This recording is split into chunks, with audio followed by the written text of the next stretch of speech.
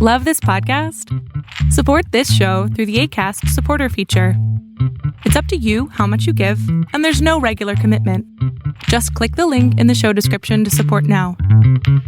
Before we get started with another great edition of the Duke Loves Rasslin podcast, I do want to let you know, Zencastr.com. That's right, Zencastr.com. They are without a doubt my favorite website to head over to for all of these great conversations that you hear on the Duke Loves Rasslin podcast. Superior quality in sound. Also, they have a great video option as well if you need to record your videos. But the best part about it is the files are all split separately into MP3s. So you can edit them separately, you can put them together, do whatever you got to do. The main idea is Zencastr. Zencastr.com. That's Zencastr for all of your podcasting, video conferencing, even if you just want to have a great conversation with your loved ones. All your needs there online for communication, Zencastr has you covered. That's right. You're locked in. Look at what we have here, folks. To the only show that matters. The cream of the crop. Duke Loves Rasslin. And there is no one that does it better than your host. I have come here to chew bubblegum and kick ass. The Duke. And I'm all out of bubblegum.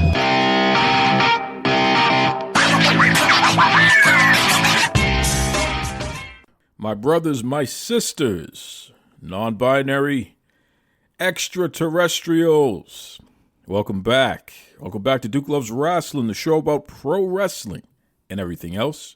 Let me tell you something. I have plenty to say today. I'm going to be talking about hip-hop albums, a specific hip-hop album that is affiliated with AEW. What? What? Yeah, I want to be talking about that. Everybody's been asking my opinion, and, I tried to be measured and take my time and really digest it and let more information come out because, Mark Henry has those lawyers from Harvard. So, I wanted to make sure that when I finally made a full statement about this thing that I considered the lawyers from Harvard. Whatever. Anyways, I am absolutely going to get into that. But before I do, I got a great conversation with the one, the only Mr. R.J. O'Sullivan. Check this out. Hi, I'm R.J. O'Sullivan. I am a screenwriter, filmmaker. I single-handedly kept a complete generation of children off meth cocaine when I worked for The More You Know, the NBC public service announcement. And I am now a novelist who has just published a book entitled Jamie Whistler Plays Out of the Park Baseball because it's the only thing that matters. It's available wherever ebooks are sold. That includes the evil empire Amazon. Duke, it's great to be here with you. Well, RJ, it's a pleasure to have you on, man. And this is really fun because one of the biggest misconceptions, and it's been around forever, is that pro wrestling fans are just these weirdo nerds who, they don't really contribute anything else to society. They're just kind of in their mom's basement eating cheese and going, that sort of derogatory nonsense there.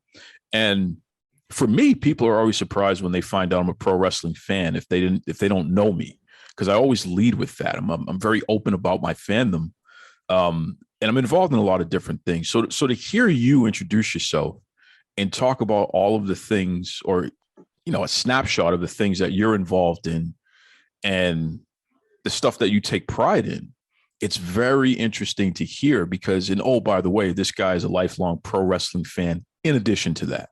So kudos to you, brother. That's good stuff, man. Well, you realize I am in my mother's basement at this moment eating cheese. So now you're eating cheese, but I know that you're kind of under the weather. So don't you know that cheese will, you'll develop a little extra phlegm? Like RJ, you're hustling backwards, brother. Yeah, I know, but it's not. It's medicinal cheese. That's the important thing. It's prescribed by a doctor, and I got a note from a shaman, so it's all cool. Got it. So it has some of that extra mold, that extra penicillin in there, just to give you, a quick boost while you're getting over whatever you're getting over, right? It's antibiotic of the gods. There it is. There it is. So I want to jump into something, and of course we'll talk a little wrestling in a moment, but I want to jump into something here because the more you know, if people really think about it, they know exactly what you're talking about. Give me a little bit more background on what that was and specifically how you contributed to that. Well, I crafted a series of public service announcements in the early 2000s. I wrote PSAs for people like Christopher Maloney from Law and Order, David Schwimmer from Friends, and a little country gentleman by the name of Donald Trump. And I don't normally advertise that, but the irony of the situation being what it is, it's worth mentioning. So, there were nice little, 30-second spots that encouraged people not to glue their brother and sister to the wall or eat Tide Pods or whatever was happening in the country at that time. And I like to think that in some small way, it helped keep the fabric of America intact. Well, first of all, the Chris Maloney reel is one that still plays to this day. Yeah. So there's a little bit of irony in that. That might be the most popular, the more you know, public service announcement. First of all, it wasn't presented like a public service announcement. It looked like just kind of a cool commercial. And because you were using stars to deliver the message, it landed a lot easier. It was a little easier to consume than say something that's beating you over the head. Hey, say no to drugs. Okay. Some kind of stuff like that. So very clever spots. And I don't begrudge the Trump spot because, for all of his warts, and certainly Donald Trump is just one big wart, in my humble opinion here. He is known for being a guy that really doesn't do any drugs, and I don't even think he drinks for the most part. He's known for being a straight edge guy, right? Well, he's high on himself. That is the one thing he is completely and utterly addicted to. So there it is. So CM Punk, you take that. Okay, Donald Trump is the real straight edger out there, Jack, and he's been doing it before you were born, son. Yeah, I'm gonna get a little bit of heat for that, RJ, and you are too, just so you know. Well, I think Punk may have shaved Trump's head at one point, like he did Serena Deeb, and it didn't quite grow back right. So nice. So he has something over him for sure. So and the more you know. Now, what company is that? Was that an NBC thing? Yeah, that's NBC. I actually I hung around there for a while and worked in the digital division, what is now known as Cozy TV. So some very interesting things went on there. We wound up having meetings in hallways, and Keith Olberman used to stare at me around the hallway, looking at me like I stole something, and it wasn't a good fit, but it was an interesting time. Now, what's interesting about Cozy TV, they've kind of taken over for here in Boston. We had a channel called Channel 68, which would show reruns of Matlock and the Beverly Hillbillies and things like that. It was programming that was really geared toward an elder crowd. So, of course, my grandma, she would always have Channel 68 on. Cozy TV in the modern time, and I'm not sure if this was the case when you were there as it was transitioning, but in the modern time, it's kind of taken over for 68.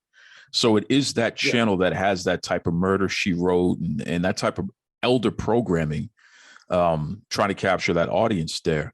Was it Cozy before you left, or were you kind of overseeing the transition? It was actually, when we had the digital switchover, and all the UHF channels, VHF channels turned into these, series of additional frequencies that every station was assigned to by the FCC, and they had like all this, unused bandwidth that they needed to put programming on. So they just started, it was kind of like the Wild West again. It was sort of cable TV in the Ted Turner days, and they really didn't know what they were doing at the time. And they had me out scouting an Applebee's, downtown, looking for a location for a DJ who was on WOR radio, guy by the name of Joey Reynolds. And they were gonna put him up in Applebee's and have him overlooking, New York City, and trot out like, has been guest the way Joe Franklin did for so many years on Channel 9. And that was going to be their production model. They had different channels in New York and Chicago, and I think it was called the Nonstop Network. And that gradually morphed into Cozy TV because nobody knew what to put on the air, and like 5 people were watching, so they started running The Nanny 24 hours a day, and everybody who loves Fran Drescher's voice ate that up. My mom loves to watch that show over and over again. She does Nanny binge watching nonstop. So yeah, that's kind of what happened. It was a case of just finding out what the niche was, and they turned into old school TV land, and it seems to be drawing some numbers for them. That's so funny, and you mentioned Fran Drescher, the Nanny, which legitimately there for a period of time she was the number one star on television, especially sitcom television. There, I just found out within the past few years she was married to this guy Shiva, who still lives in Massachusetts, and he's always running for office, always losing. He's an interesting guy, but he claims that he's the one who invented email. Really? So there's a little trivia for you there, and you know what? He could be right. I'm not saying that the guy is wrong, but it's just kind of an interesting thing that he touts himself as the creator of email, and at one point he was married to Fran Drescher. Imagine that. Well, it kind of makes sense. I mean, listening to that voice all day. I mean, here's a guy who's thinking, hey, if there's just some way to communicate with people without talking. Listen, you're gonna get me pulled here, aren't you? And what's this about Cardi B? She might be doing the reboot of The Nanny. Can you imagine that? Oh, that would work. Yeah. Yeah. There are 2 peas in a pod there. I can see it. And you know what? I may even tune in and watch it just to see what will happen there. You never know. But it's again, this is interesting because I want to just remind everybody we're wrestling fans. Yeah. Right. So wrestling fans come in all shapes and sizes and all abilities, interests, outside of just pro wrestling. Here's a guy in RJ who legitimately is a television and production guy.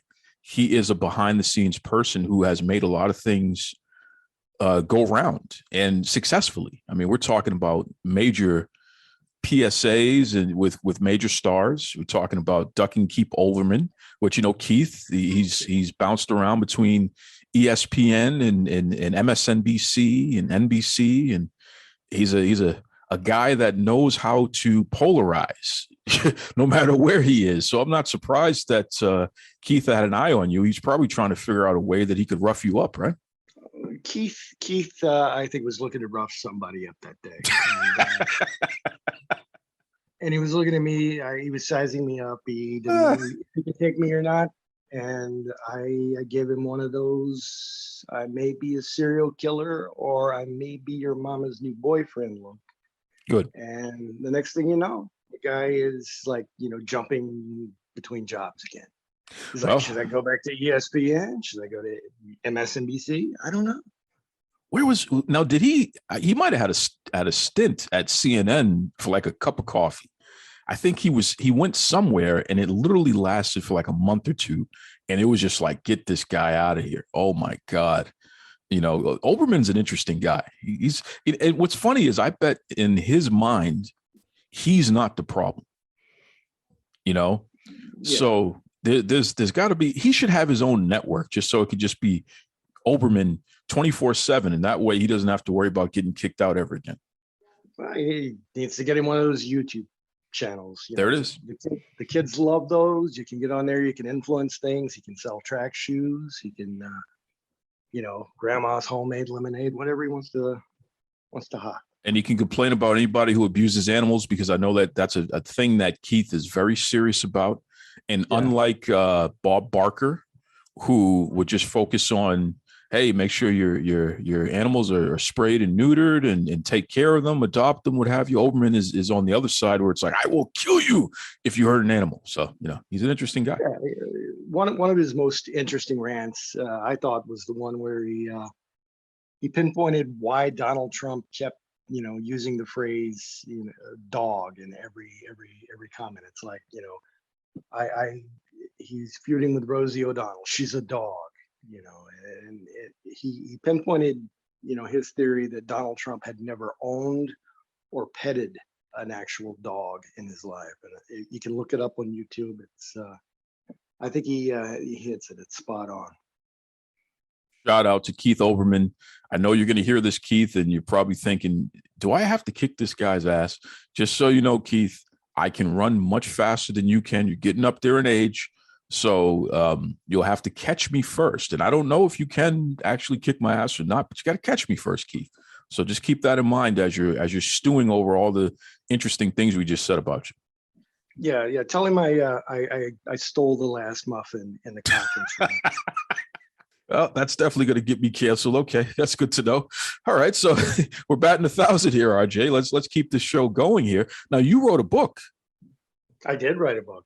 You wrote a book, and I was, I just want to say, because I don't know how I've gotten into this place in life, but for some reason over the past 12 months in particular, I have interviewed, I've interviewed at least 2 authors per month for the past year.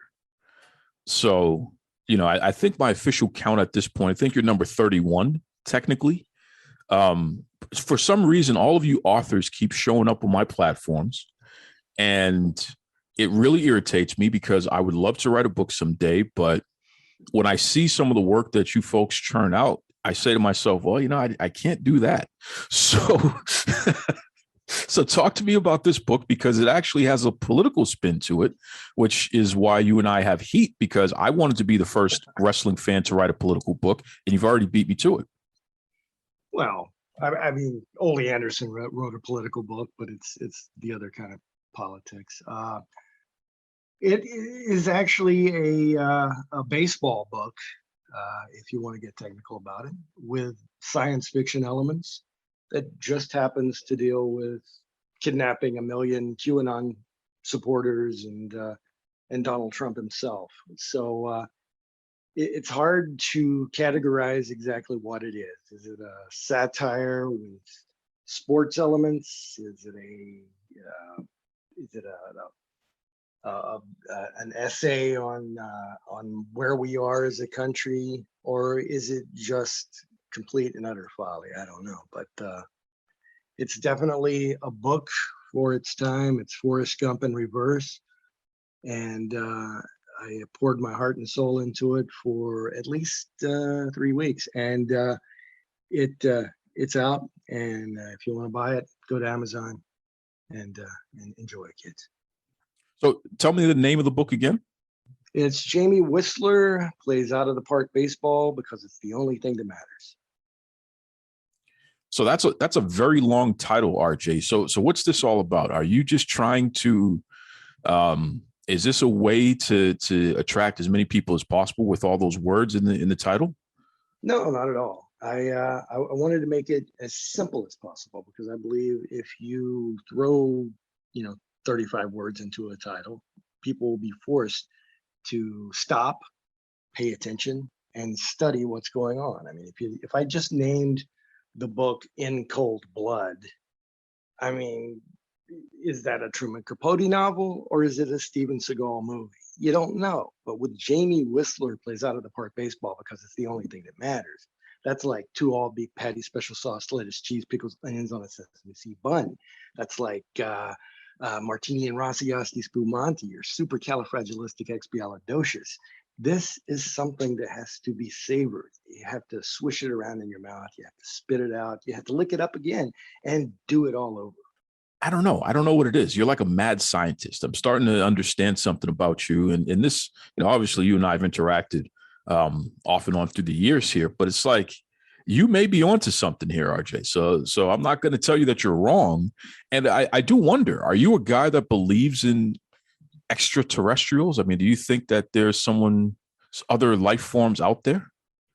I am not willing to bet against it, but I'm not betting the house on it either. I don't think anything that we have been privy to is necessarily the whole story. I don't know if they're aliens. I don't know if they're time travelers from the future who have evolved into these giant gray alien beings, and they're coming back to, if not warn us of our own destruction, then certainly coming back to win the lottery. But I think there could be aliens, and you mentioned Cardi B earlier. I think she may be from a superior race of people from the Pleiades. I never really considered that, but you may be onto something, because one thing about Cardi B is like she's actually a genius, and she's figured out a way to get people to take her not as seriously as we should.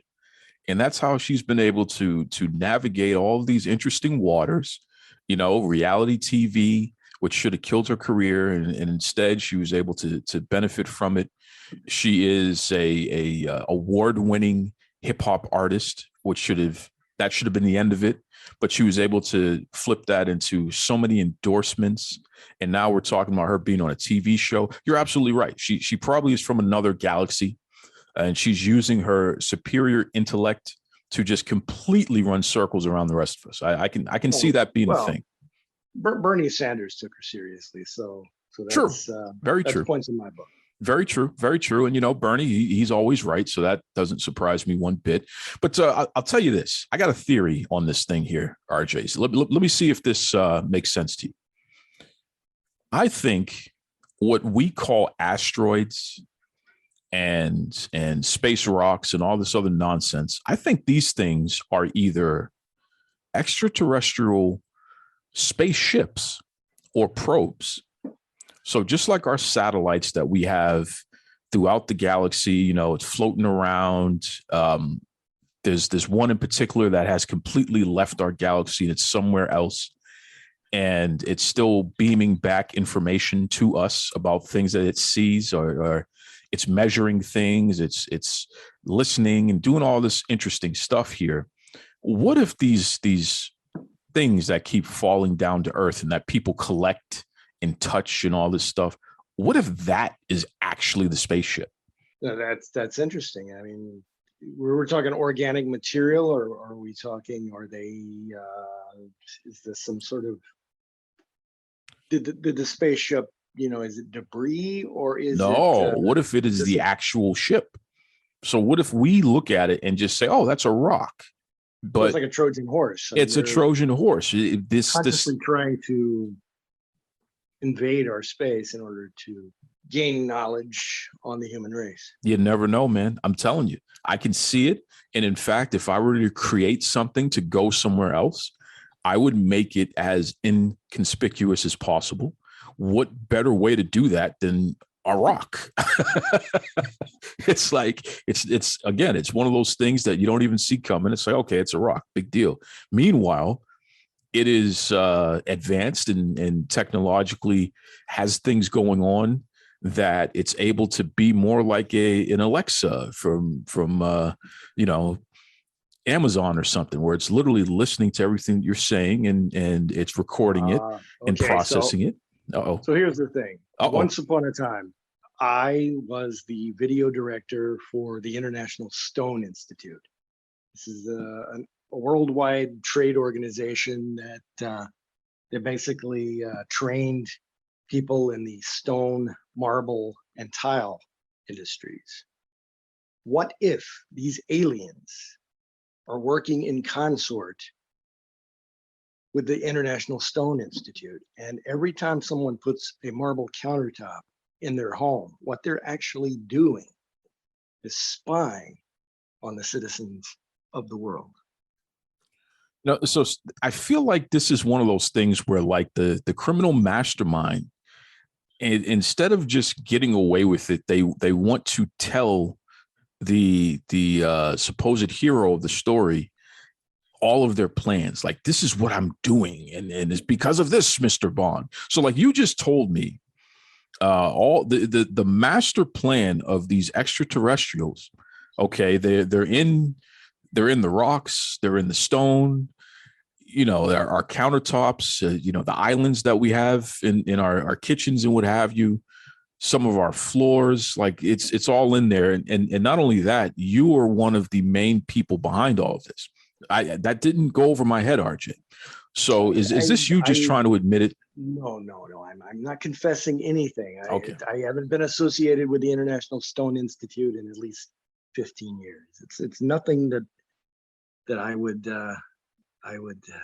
oh hell, you got me. What are the odds that I would bring up rocks and things like that? And you have the kind of background that you have. What are the odds of that?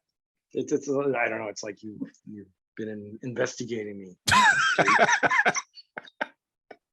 I'm Kojak, and you can find me on Cozy TV.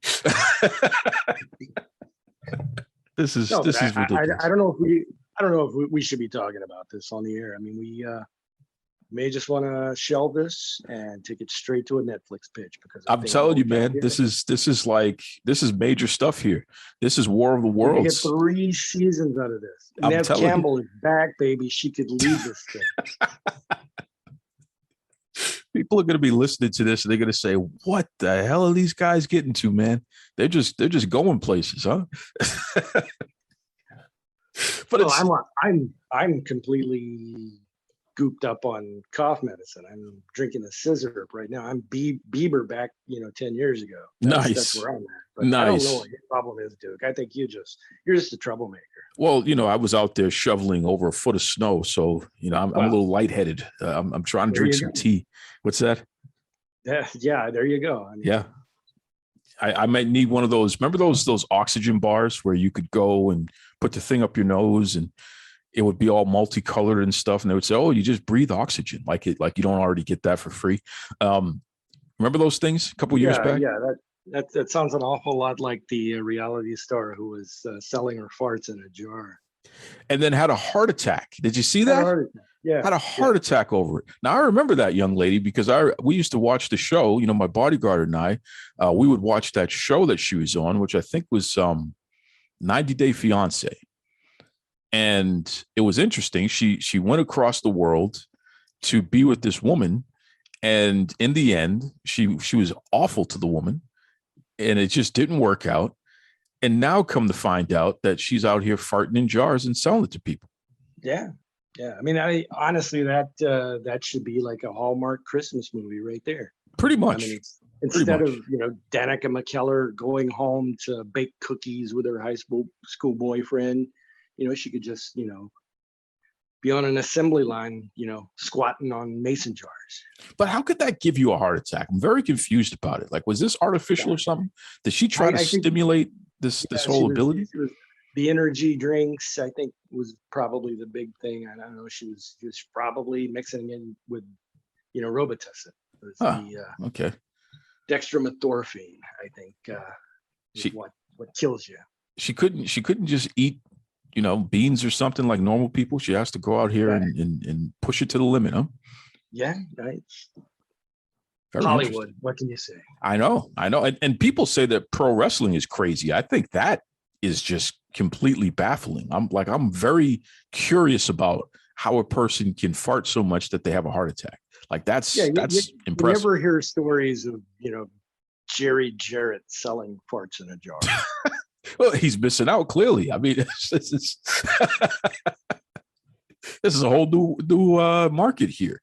Jeez. Jerry Lawler would have been like, "Hey man, where's my 50% of those?" You know what I'm saying? Yeah. Seriously. Missing out. So what's the story here, RJ? Because you're a TV guy, so I'm not going to ask you a normal wrestling question. I'm going to get into the thing that is going to completely piss off people if we haven't brought them there yet. TV ratings. Okay. It's a sham. I've been discussing it for years now, that this whole Nielsen thing doesn't make sense. It never was accurate. And, they lost their accreditation over the past year for that same reason, because they're undercounting Black and brown households. They can't measure people out when they're outside their home as they claim that they'd be able to. There's just a lot of issues there that have come to light that have been proven that, this thing is not accurate. Yet networks and companies are still relying on their data that comes out every single day, despite the fact that they know it's inaccurate. Does that even make sense? It doesn't. I mean, I've always thought that the Nielsen ratings were wonky, and they're wonky and antiquated at the same time. I mean, we have, better ways of metering what people are doing. I mean, look at Facebook, look at Netflix. They have algorithms that can precisely gauge exactly what's going down. And, Netflix is a company that doesn't like to share that information, and it pisses off a lot of people trying to, bring financing to projects. But I understand why you would want to keep that close to the vest. I mean, they have a system, I think, that is, far better than what Nielsen has provided over the years. And I think if we wanted to get serious about what people are watching and seeing, you would need to get people in the car in terms of providing their information. I think a lot of people are a little nervous about that. I mean, half the population seems to think that Bill Gates is putting tracking devices in their arms when they go for a vaccine, as opposed to the tracking device they're holding in their hands when they're calling their grandma on the phone. And I just think there are better ways of gauging what people are consuming. I agree 100%. And I think that it's a racket. And unfortunately, there are companies that have absolutely profited and benefited from the racket. And then there are companies that have absolutely been misidentified, and therefore they have lost a lot because of the racket. I mean, if you're using Nielsen ratings to determine what TV shows are successful and popular and what TV shows are not, that's ridiculous. Because if it's not accurate, then it's not a measure. Like you just don't do it. You know what I mean? So I don't know. It's kind of mind boggling, but I just completely burned the bridge. You'll never be invited back into the TV industry. I just destroyed that for you there, RJ. Yeah, que sera, sera. Whatever. So what's happening now? What's the thing that makes you excited about pro wrestling in 2022? If you could pinpoint something that is like, something, this is what I care to pay attention to. This is what I am anticipating is going to continue to entertain me. This is the stuff right here for me. What would you say if you could narrow it down to one thing? It's not so much that I'm in love with what the product is right now, but I like tuning into AEW because it provides, something to talk about. I mean, there's always going to be something happening that is either really, really good or really, really bad. And I like a lot of what they've done. I think Tony Khan is growing and learning. I think he's basically a good guy. I mean, it's a lot of people say, well, you can't argue with success. And I'm like, what was he successful at? He was born into a rich family, but he's going out of his way not to be an asshole most of the time. And he's legitimately, experimenting and learning and developing his product. So I really enjoy AEW. I'm a longtime New Japan fan. I loved Ring of Honor. I spent many an hour at the Manhattan Center in New York. Gary Juster would welcome me down with open arms, and I'm sorry to see them shut down the way they did. And it's interesting to watch Vince McMahon. It's sad, to see him on TV rambling about eggs and pencils and whatnot. But that template, that 1980s sitcom template that they've been, burning a hole in for the past 25 years. It's just painful to watch, and at the same time, it's like watching a train wreck. It's kind of fun as long as you don't know the people in the train.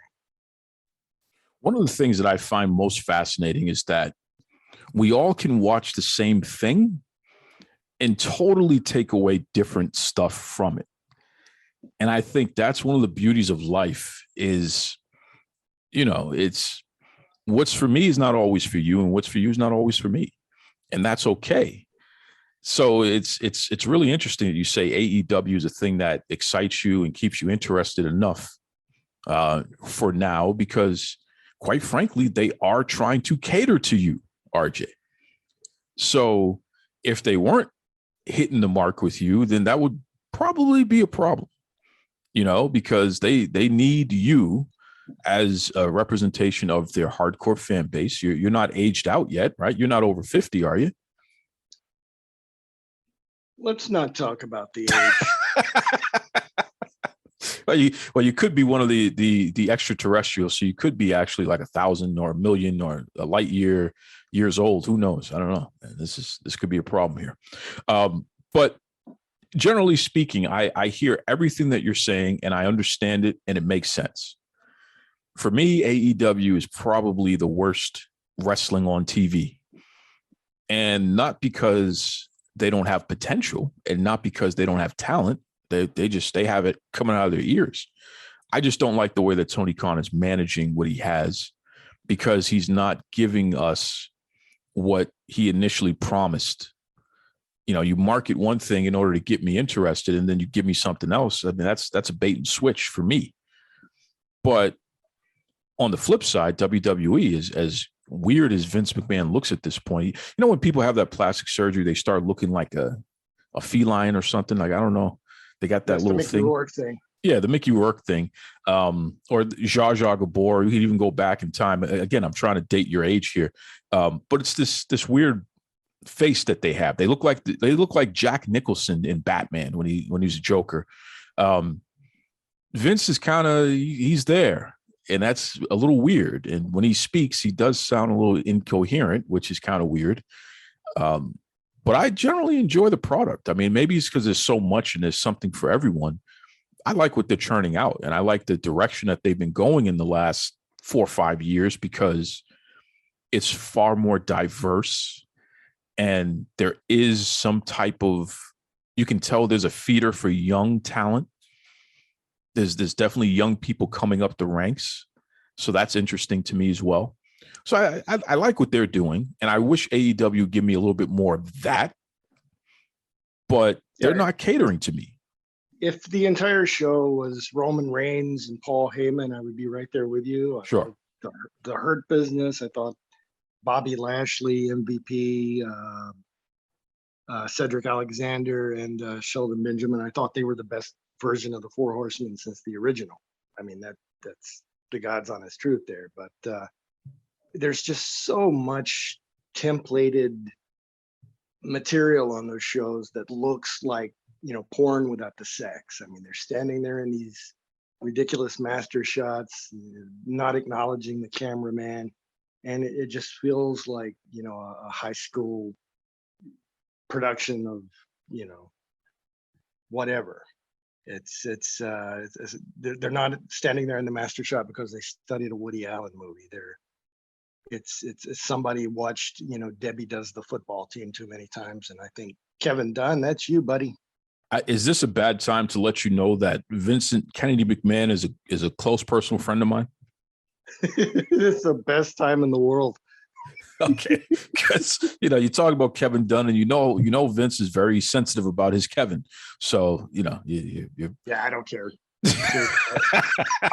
I can like people and hate their friends and vice versa, and I don't have anything. I don't have anything personally against Vince McMahon. I think if we sat down, I could help him with his drooling, or help him find his egg or whatever he needs done that day. But no, but he's putting out a crap product. I've hated it for the past 20 years, except when in spots where they, slipped on a banana peeling and had to actually listen to what their audience wanted, the Daniel Bryan storyline and such. But it's bad TV. It's bad wrestling. I've been a wrestling fan since 1974.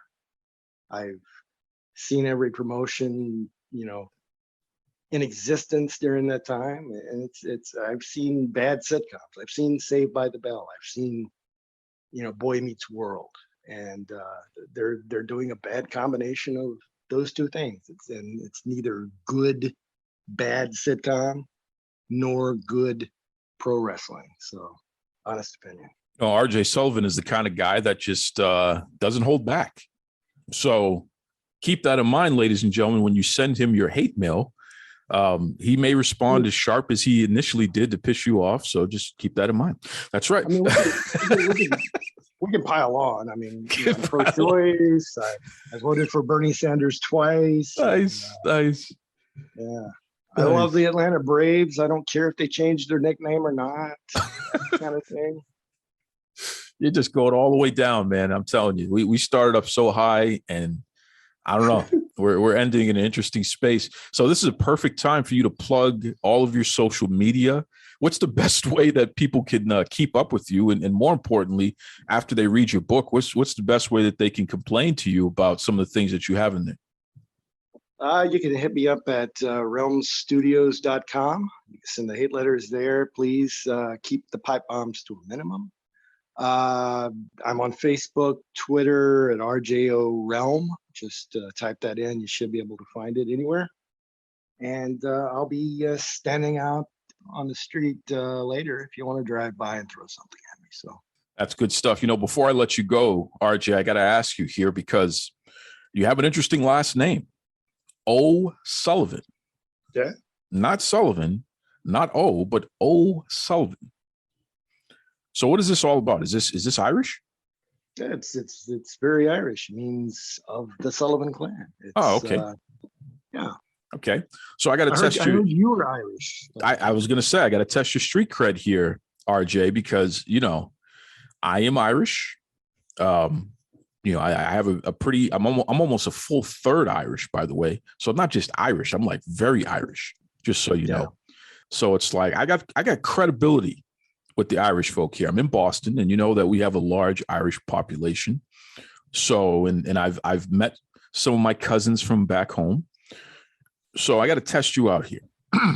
You ready? Oh, is it gonna be Dropkick Murphy's lyrics or something? No. Listen, we don't do that commercialized stuff. We go for the real stuff. Okay. I'm not one of these. Because keep in mind, even though I'm of Irish descent, I'm also a filthy redneck hillbilly. Yeah, that's very interesting. That's an interesting combination, so I'm sure you can sing all the lyrics to Boot, Scoot, and Boogie. But let's see if you know this one. All right. Hold on. Me. I got to get my singing voice together here. Okay, here we go. Well, it's all for me grog, me jolly, jolly grog, all for me beer and tobacco.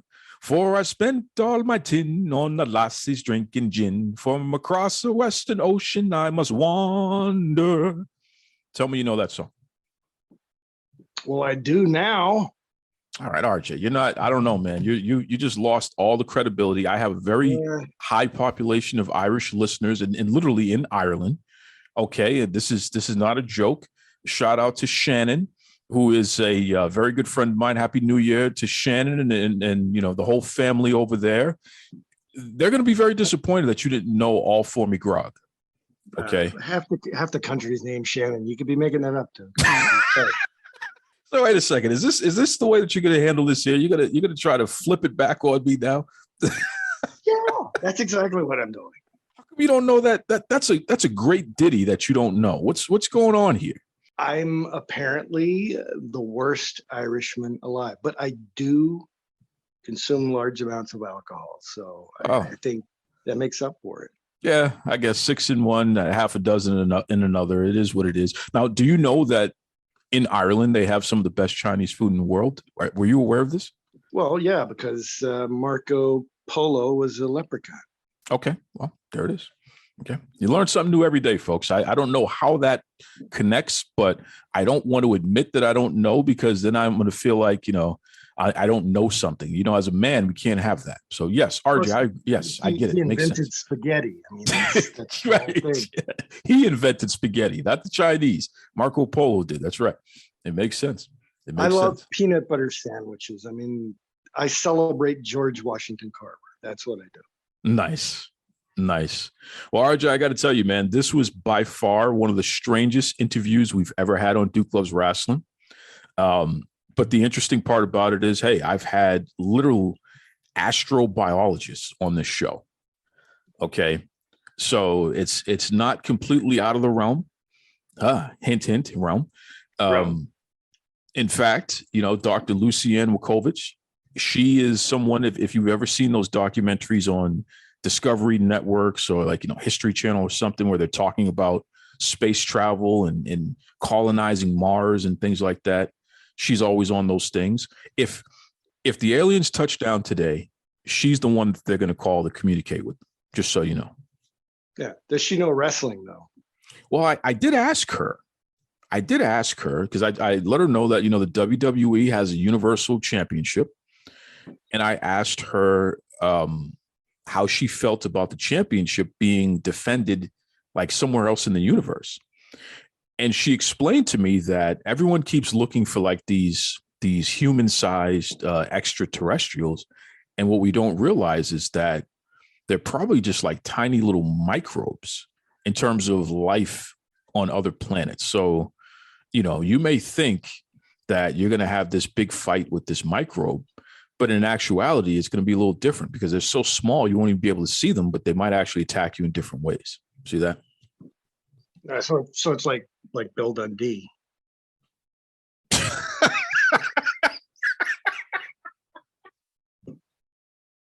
Don't you talk about Bobby Eaton's father-in-law that way? How dare you? Oh. Okay. He's a superstar, damn it. His name is R.J. O'Sullivan. He is my Irish cousin. He is an author. He is one of the guys behind Realms Studios, and he is Keith Olberman's arch nemesis. Thank you, R.J., for joining us on Duke Loves Rasslin. Duke, it was a pleasure. Great stuff there by R.J. O'Sullivan. Good guy. He is one of my long-lost Irish cousins. I'm convinced of it. I mean, we even look alike. Actually, we don't, but I'm going to tell you that we do because, what do you know? Good stuff there, RJ. I mean, we covered just about anything and everything and a whole lot in between. Really, really fun stuff there. And I know RJ is going to be very concerned because I'm totally about to get canceled because I'm just going to say some things that's on my mind right now. And, well, you know what? Don't even fret. Let me say this to everybody out here. Do not fret, okay? My good buddy George, or as you may know him, Pope Francis, he has announced this week he is completely against cancel culture. Okay, this is a real thing. The Pope himself, who's a good friend of mine, my buddy George, Pope Francis, cancel culture is not something that he is giving a blessing to. Okay, he must have had a conversation with the great big God, and the end result of that is cancel culture does not get a blessing. So the way that I interpret this is that I have free reign to say whatever I feel and how I feel. And, for those of you out there who partake in little cancel culture shenanigans, good for you. But you know what they say, no weapon formed against me shall prosper. Take that. That's right. I want to talk about this hip-hop album. Mark Henry, Mr. Meatball Sandwich Eater himself, Mark Henry, has announced that All Elite Wrestling is putting together a hip-hop compilation album. I'm paraphrasing, but you get the point here. A lot of people who are involved in pro wrestling and music are going to be part of this album. wrestlers, podcasters, music producers, the whole 9 yards here. And Mark said that this hip-hop album that AEW has sanctioned and putting together here, it will be in celebration of Black History Month. Now, again, this is Mark Henry. Yes, the same Mark Henry who was on Busted Open Radio last week and spoke about how the systemic issues that Big Swole had brought to light as relates to All Elite Wrestling, how you can't believe everything you hear, and you really gotta, you gotta wait, man. You gotta be careful with that, because Big Swole didn't go to the Lean On Me schools that Mark Henry and the captain, not Captain Crunch, but the captain, Sean Dean, Big Swole didn't go to the Lean On Me schools with Mark Henry, the meatball eater himself, and the captain. So because Big Swole didn't go to the Lean On Me schools with the meatball eater Mark Henry and the captain, Mark Henry feels that, you got to be careful, because Tony Khan got a raw deal when Big Swole pointed out systemic issues happening in All Elite Wrestling, specifically the fact that there is not enough representation, especially for black folk, behind the scenes in AEW. And as a result, there's a lot of things that slip through the cracks. And, the actual representation, the way that black folk and even women in general of all races in AEW are featured in that company leaves a lot to be desired. I'm paraphrasing, but this is the spirit of what was stated, right? So Mark Henry feels that if you don't go to the Lean On Me schools with him when he says you should go, okay, when it's convenient for him, then obviously that means that you're not really about representation and diversity. And be careful about using those words, because, if you don't show up when I tell you to show up to the things that I want to do, then clearly you're not down with representation and diversity, and there's no issue here. There's no issue. This is what Mark Henry said. Okay, I'm telling you, this is I'm translating what he said, because this came out of his meatball eating mouth. So it's very interesting. It's very interesting that he would sit up there and take the time to talk down on a military veteran who's also a mother, and who, like the rest of us, has been living throughout a pandemic, a global pandemic over the past couple of years. But unlike most of the rest of us, she, Big Swole, has made it clear that, she has some health conditions that I believe puts her in the class of being immunocompromised, right? But Mark Henry, who has been in All Elite Wrestling during the duration of the pandemic era, for some reason, he feels if you don't show up to the Lean On Me schools with him during the pandemic, right? Instead of social distancing, he's going from school to school. And and Mark Henry is telling you that these are schools that everyone forgot about. And, he and the captain are able to help these schools turn around and all this other nonsense that Mark Henry's talking. Because Big Swole has not risked life and limb any further and gone to these schools with Mark Henry and the captain, then that means that you got to be careful, because, don't talk about diversity and inclusion if you don't show up to the schools when Mark Henry wants you to show up to the schools. Again, Big Swole, the military veteran who gave her life to this country, the mother, the woman who is immunocompromised and living through a pandemic. She needs to show up to schools when Mark Henry says. She needs to do community service when it's convenient for him, and do it the way that he wants her to do it. And that is the way that she can validate her concerns about diversity and inclusion. This meatball sandwich eating mother lover, Mark Henry, that's what he said, right? That's what he said. And Dave LaGreca was lapping it all up. Oh, yeah, Mark. Oh, Mark, yeah.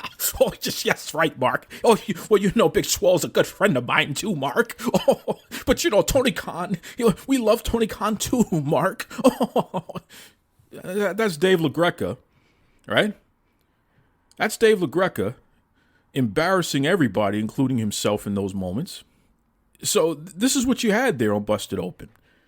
And this is just piling on top of Big Swole, who had the audacity to tell a company that she no longer wanted to continue doing business with them because it was interfering with her peace.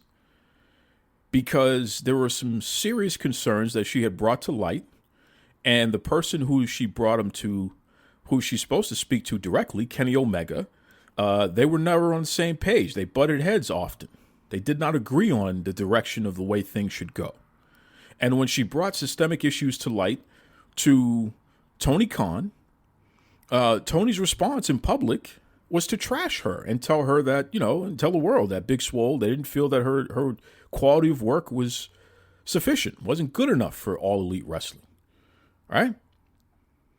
And you had other people piling on, like the captain, Sean Dean, and Willie Hobbs. You had all these as I like to call them, in my opinion, shoe shiners and tap dancers, and Mark Henry, of course, Mr. Meatball Sandwich Eater with the Harvard lawyers. So their whole couple of weeks, I mean, the way that they ended 2021 and the way that they've entered 2022 has just been incredible. It's like a Chappelle Show skit, but the difference is this actually doesn't make sense. So it's even worse than a Chappelle Show skit, okay?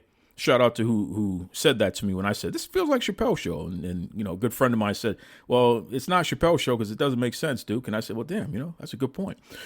So instead of giving us more women's wrestling content on their television programs, right, featuring more than one women's match per week per episode of TV show, instead of taking black male singles wrestlers and featuring them within the AEW World Heavyweight Championship title hunt, featuring them as top contenders, at least somewhere in the top 5 on a consistent basis, instead of giving us any of that, no. The meatball eater, Mark Henry himself, the mascot, right? The man makes the big announcement that All Elite Wrestling is going to give us a hip-hop album to celebrate Black History Month. Are you kidding me? Who asked for this? Who wants this? Who needs this? We said equitable diversity. They said, nah, we're going to give you a hip-hop album. Oh. Listen, the Pope told me he does not bless cancel culture. Okay? So that means, Mark Henry and all of his Harvard lawyers, I'm not concerned about them. In fact, listen, I want you, everybody listening right now, to contact Mark Henry's Harvard lawyers, because I know Mark's going to feel a way about this. Let them know that they're only a few stops away from where I'm at on the red line. Okay? Harvard's not too far away. I will meet them at the offices over by Harvard so they can save on the postage. They don't have to mail me any kind of paperwork. I will meet them there and tell them to make sure Mark is there too, because I know Mark, he's a little sensitive about people not saying things directly to his face, right? So tell Mark Henry's Harvard lawyers that the Duke will meet him and them at the offices in Harvard. And I'm such a swell kind of guy. I will even bring one of those special meatball sandwiches that I know Mark loves so much, because that's the word around town. Mark loves those meatball sandwiches, but the special ones, the special ones. I'll bring one of those. And as Mark is devouring the special meatball sandwiches, I will look Mark Henry in his eyes and his Harvard lawyers as my witnesses. And I will tell Mark Henry to his face, because I don't want him to feel, sensitive about this. I want to make sure that I'm helping him in every way that I possibly can. I will tell Mark Henry to his face in front of his Harvard lawyers as he eats the meatball sandwich, Mark Henry, you are a disrespectful meatball sandwich eating jerk. No one asked for a hip-hop album. No one wants a hip-hop album. We asked for equitable diversity from AEW.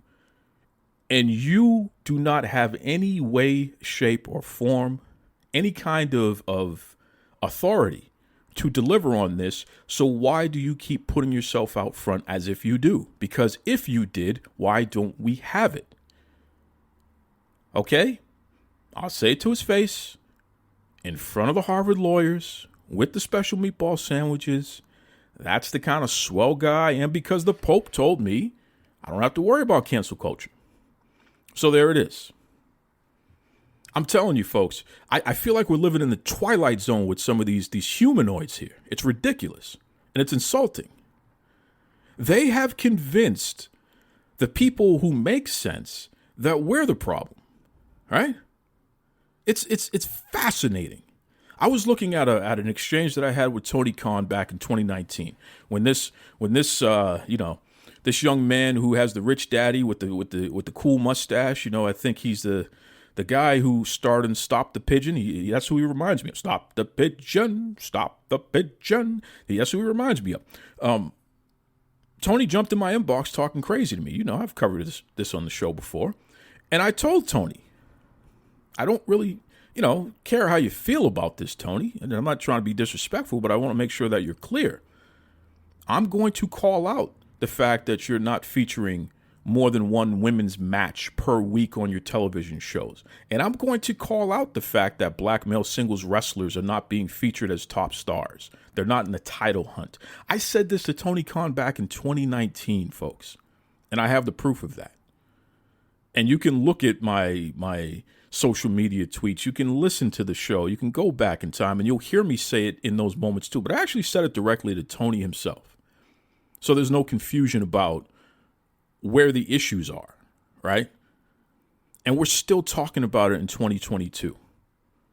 And when someone who is actually under contract and actually on the receiving end of these systemic issues, because that's what we're really talking about when we point out these problems, it's systemic because it keeps happening, even though they told us that they were going to deliver something else, right?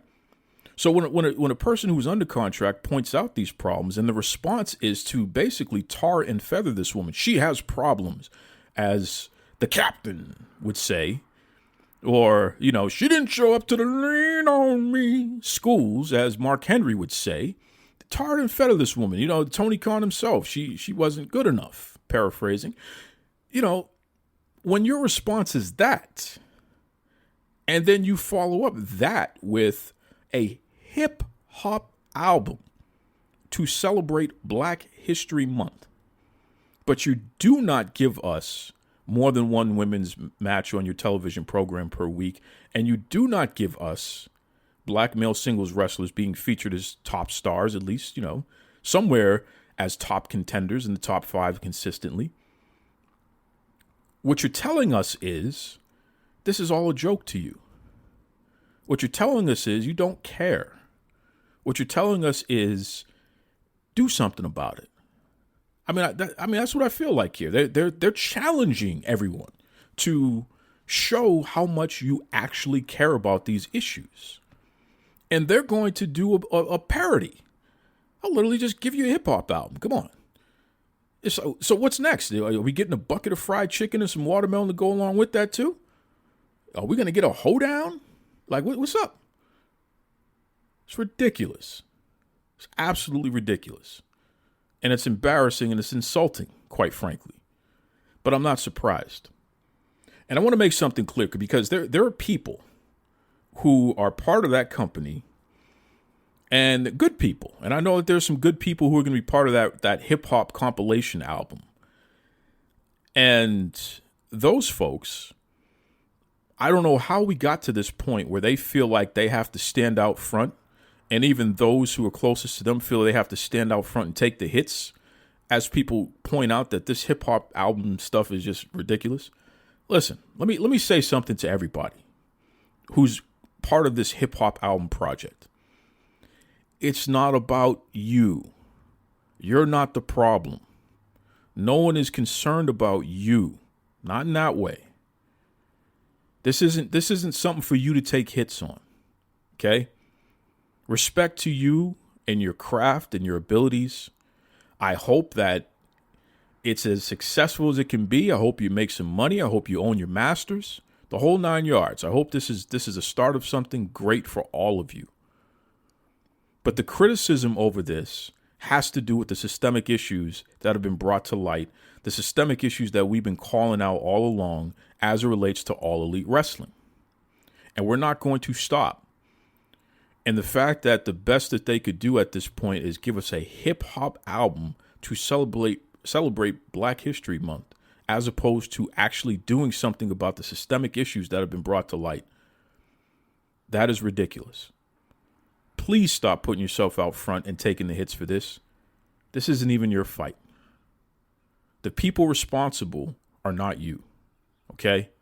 I want to make that clear. Because there's some good people. Look at somebody like Leo Rush, who is just trying to support his family. Just trying to live, man. I don't want to be sitting here talking crazy to Leo Rush. I like Leo Rush. And I, you know what? I feel like Leo Rush, for the most part, is a pretty misunderstood person. And I know that Leo Rush was the first person to jump out front and call out Tony Khan when the nonsense was going down. I know Leo Rush took hits for that because people would not support him in that company, right? Because nobody wanted to compromise their personal position to stand up for what's right, like Leo Rush did. And meanwhile, the meatball eater himself, the meatball sub eater himself, special meatball sub, Mark Henry, right? The lean on me school turnaround guy, right? He's sitting there continuing to giggle himself out because him and those Harvard lawyers that he threatened Leo Rush with before, you know, he couldn't wait to celebrate when Leo Rush had to walk back calling out Tony Khan. There's no beef with anybody who's part of that record. Come on, man. I'm not going to go there. You're being used. You're being used as tools to window dress and to do the bare minimum when this is not even something anybody asked for. I don't fault anybody for participating in this. I feel bad that you're having to be associated with nonsense. But, you know, that's for another day. So again, and if anyone is purposely targeting folk who are on that album and giving them a hard time for being on that album, I don't agree with that. Let me make that clear. I don't agree with that.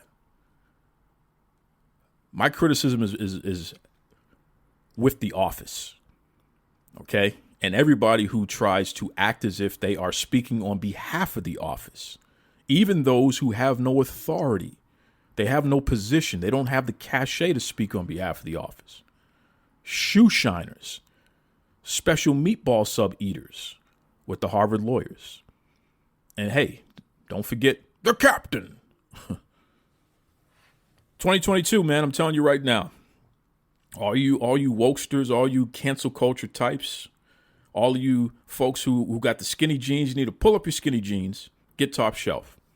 Stop playing games, man. Stop accepting the bare minimum. Stop accepting nonsense, especially when they try to pull the wool over your eyes and tell you, hey, man, this is what you get.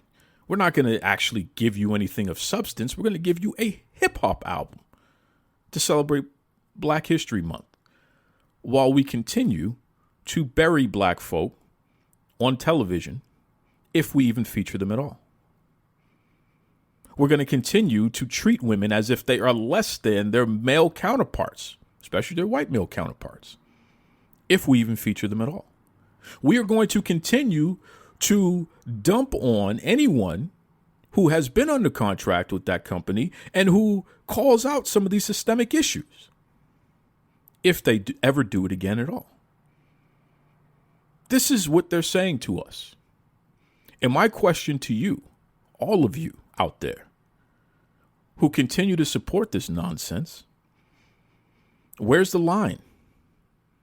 Is there a line? Is there a point when you're like, hey, man, enough is enough. We can't rock with this. Where is it? Seriously, where is it? Because there's a lot of wokesters out there who are lining up left and right. They want to discredit. They want to shout down. They want to dox. They want to cancel. They want to silence those of us who have nothing to lose here. I'm going to tell you right now. Part of the reason why I rock on my own here and do my own thing is because, look, man, I can't be in a position where I can't speak up and speak out. Okay? I was raised this way. This is who I am. And if you talk to anybody who knows me, they'll let you know, no, man, that's who he is. And most importantly, this is who I was always supposed to be in life. The guy with the voice who will speak up for those who feel that they're voiceless, and who will bring to light systemic issues and attack those issues, and will do their part to make it possible for others to come along and help change that which needs to be changed. That's what we're about here, Jack. So to all of Mark Henry's Harvard lawyers, don't forget, you're just a few stops away, baby. I'm ready when you are. Make sure Mark's there. The special meatball sub, I'll get it nice and ready for him. This is Tony Schiavone, and we're desperately out of time on Duke Loves Wrestling.